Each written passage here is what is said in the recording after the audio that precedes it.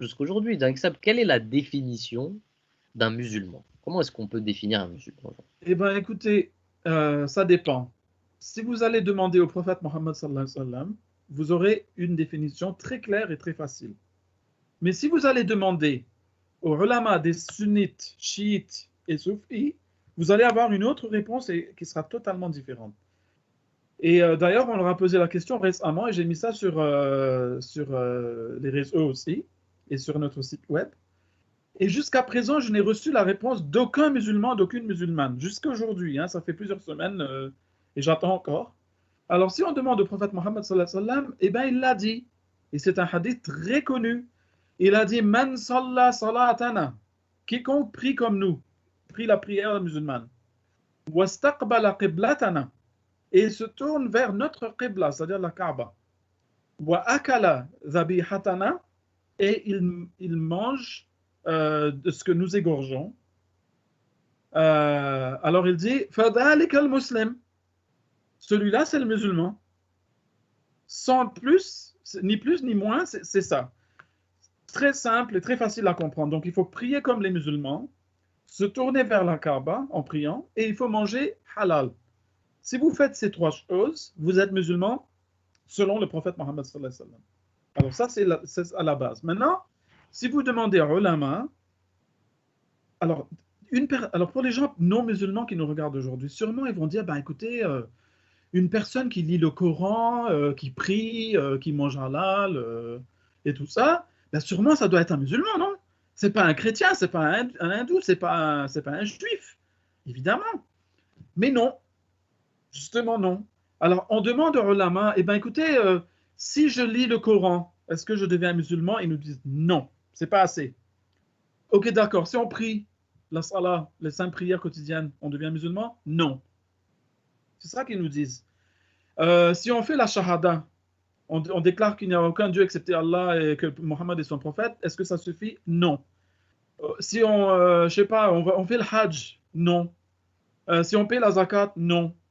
Non, non, non, non, non. Tout ce que font les musulmans, nous les Ahmadis, on le fait, c'est pas assez. Alors, mais alors qu'est-ce qu'il faut qu'on fasse en fin de compte? Dites-nous ce qu'on doit faire pour être considéré musulman par vous. Alors, ils nous font, vous devez croire qu'après le prophète Mohammed sallallahu alayhi wa sallam, il n'y a qu'un seul prophète qui peut venir sur terre. Et lui, ça sera le dernier prophète que le monde va voir. C'est Jésus, fils de Marie, qui a disparu 2000 ans de ça.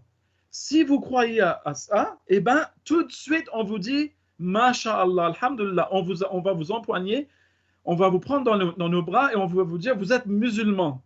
Alhamdulillah. Hein?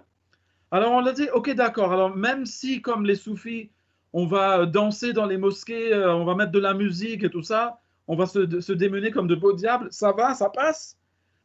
Et les ulama vont dire, ça passe crème. Pas de problème. Même si on veut faire un mariage temporaire, le mariage mouta, ça va, ça passe, comme les chiites. Ouais, pas de problème, c'est juste un petit point c'est négligeable. Vous serez quand même musulman. Même si on se fait posséder par des djinns, comme le croient les salafis, ouais, pas de problème. Hein?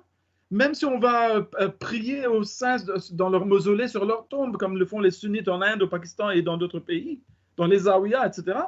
Oui, pas de problème. On vous considérera quand même musulman. Alors même si on fait le shirk, on associe des personnes à Allah, qu'on va prier aux saints, par exemple. Pas de problème.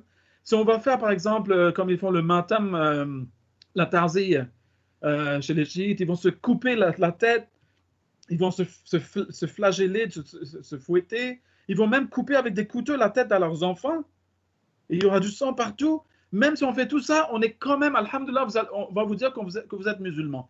Mais s'il vous plaît, il ne faut pas dire que le Messie qui est venu après Mohammed sallallahu alayhi wa sallam, c'est un musulman, qu'il est né musulman. Il ne faut pas le dire. Il faut dire que le dernier prophète qui va apparaître sur terre, c'est Jésus, fils de Marie. Si vous dites ça, alhamdoulilah, on va fermer les yeux sur tout ce que vous faites. Ouais. Alors, on n'a plus besoin ni du Coran, ni de la prière, ni de la shahada, ni de hajj, ni de zakat, rien. Même pas le ramadan, rien. On n'a pas besoin de ça, on a juste besoin de croire en ça. Et c'est ça le problème maintenant. La définition du musulman chez les ulama, chiites, sunnites et soufis, c'est ça.